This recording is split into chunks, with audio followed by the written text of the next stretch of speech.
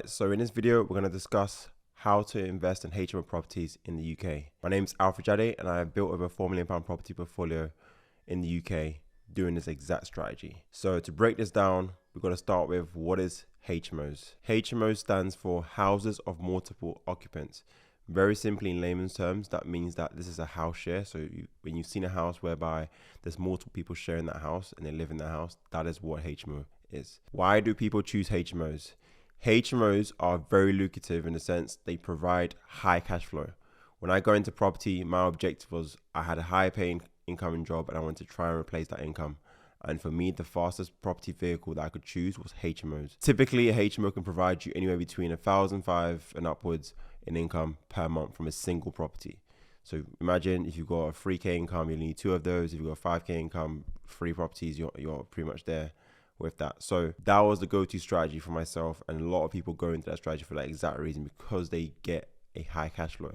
Versus your buy-to-let, standard buy-to-lets, come on, that's like £200, £300. You've got so much equity in that property, to only be achieving £200 a month, £300 a month, it doesn't make sense.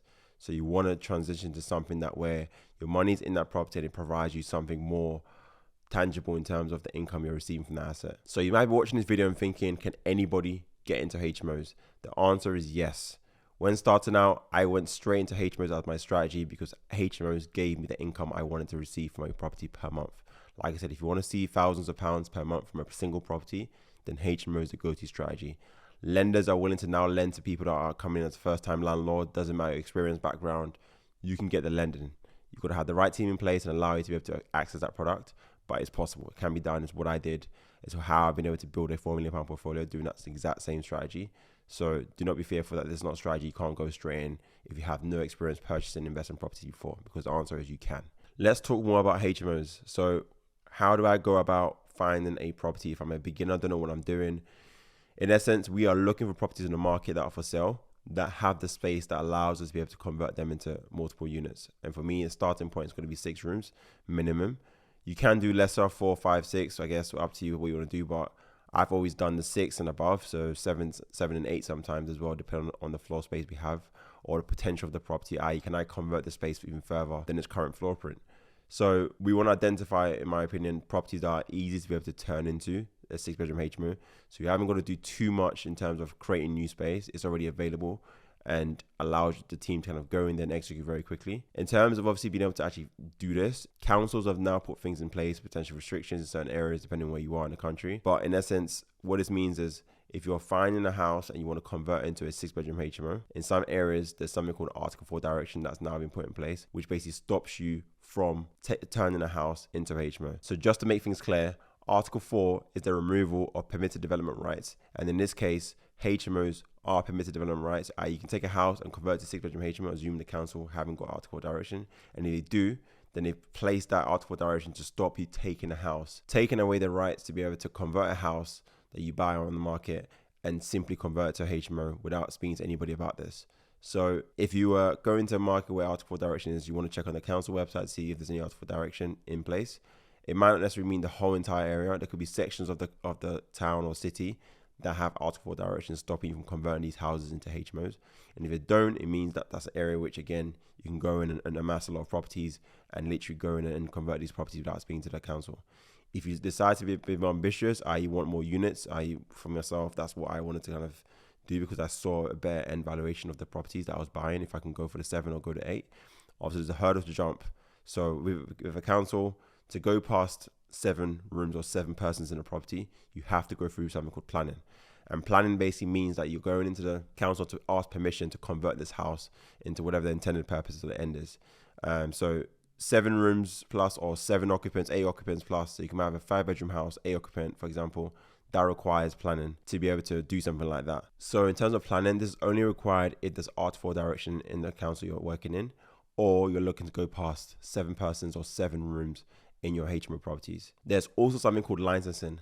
This is having the license to be able to operate your HMOs. You've got a house, you convert it into HMOs. For you to be able to rent those rooms out, you need to apply for a license.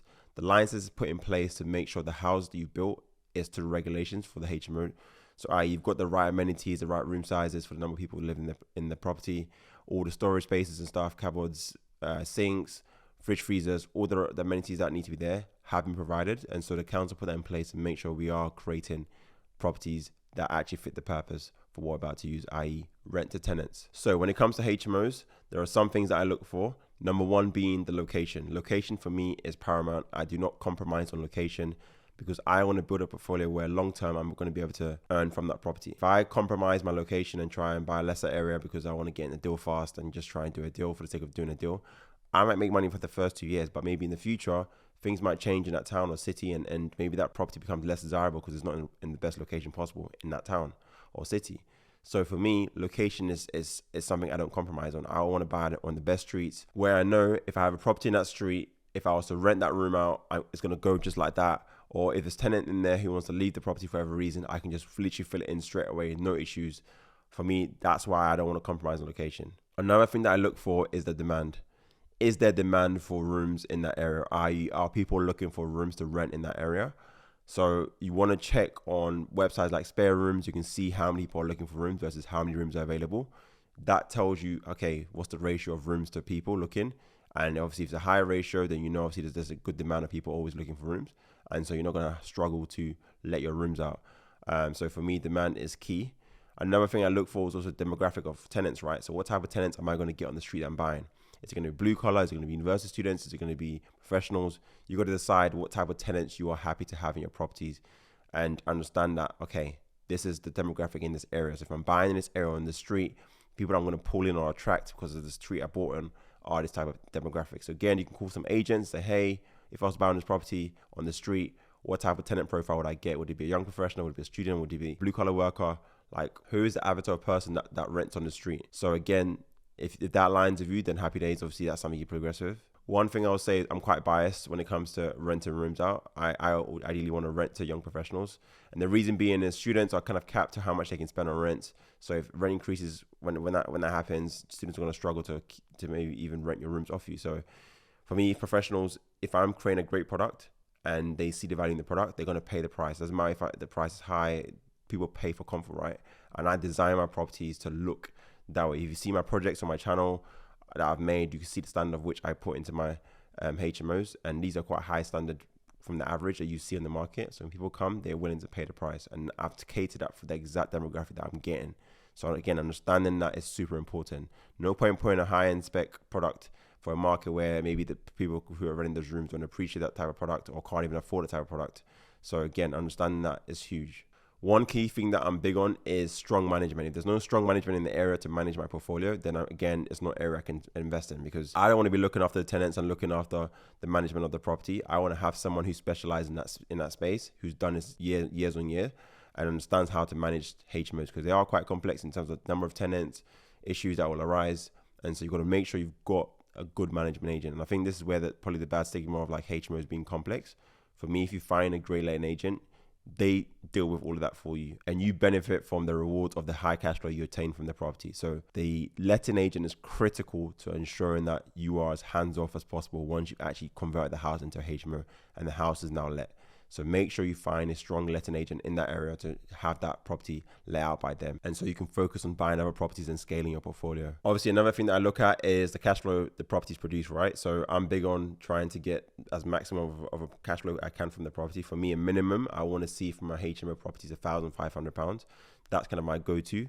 So that can be a 6-bed, 7-bed or 8-bedroom. It can go up to 2K, 2.5K even a month from a single property. So again, identifying what kind of rentals you can achieve in that area, and also obviously your expenditures and minusing that can tell you what your cash flow will look like at the end of all these expenses minus off your rental income, right? So again, if the area hasn't got the high cash flow I want, then unfortunately it's not something I'll look at doing. But that's another criteria I want to see and make sure that I'm minimum seeing $1,500 from these properties that I own. So if you want to learn how to do this for yourself and be able to build a portfolio that provides you high cash flow, then reach out to myself. There's a link in the description.